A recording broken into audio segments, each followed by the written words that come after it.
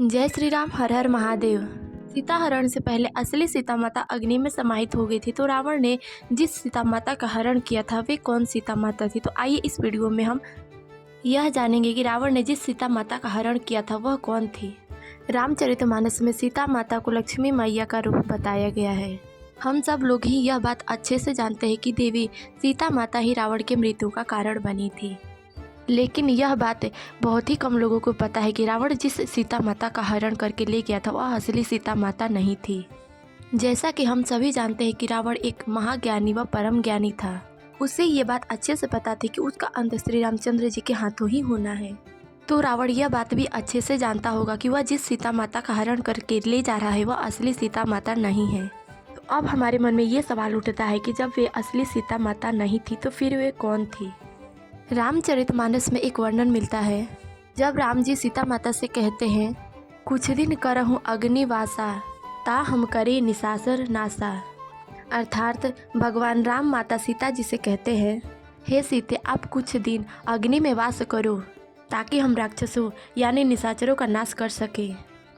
असली सीता माता तो अग्नि में चली गई। अब आइए हम जानते हैं कि सीता माता के छाया रूपी जो नकली सीता माता थी वे कौन थी। पौराणिक कथा के अनुसार एक बार वन में एक वेदवती नामक कन्या अपने ध्यान में लीन थी।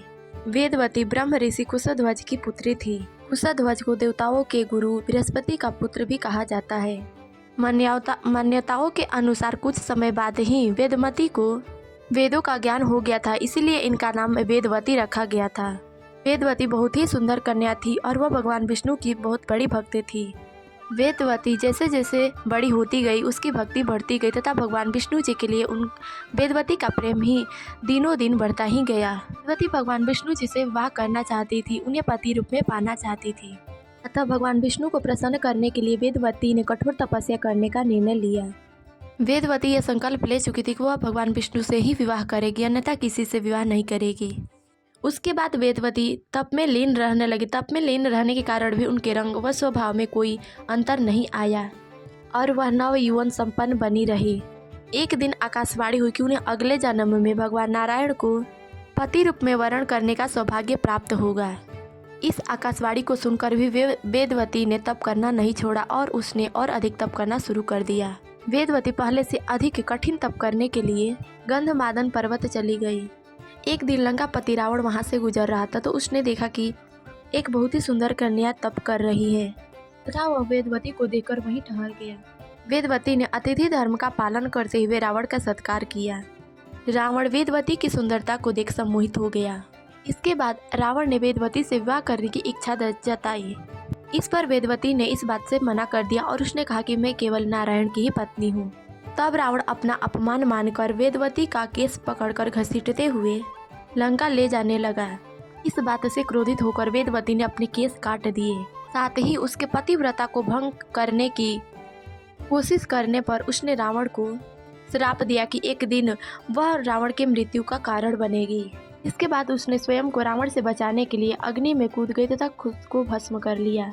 पौराणिक कथा के अनुसार जब रावण सीता का हरण करने के लिए कुटिया पहुंचा तो उसे भी इस बात का ज्ञात था कि वह जिस सीता माता को ले जा रहा है वह असली सीता माता नहीं है। रावण ये बात जानता था वह जिस सीता को लंका ले जा रहा है वह सीता माता नहीं बल्कि वेदवती है। पौराणिक कथा के अनुसार जब असली माता सीता ने अग्नि में प्रवेश किया था वह वेदवती नकली सीता माता के रूप में बाहर आई थी।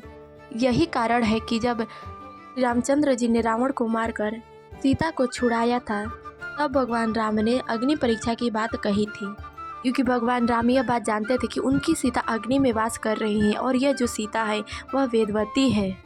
जब तक वेदवती सीता अग्नि में प्रवेश नहीं करेगी तब तक लक्ष्मी रूपा सीता बाहर नहीं आएंगी। यही कारण था कि भगवान राम ने माता सीता की अग्नि परीक्षा ली थी और वेदवती को भी भगवान श्री रामचंद्र जी पति रूप में मिले थे। इस वीडियो में बस इतना, मिलते अगले वीडियो में, तब तक ले जय श्री राम, हर हर महादेव।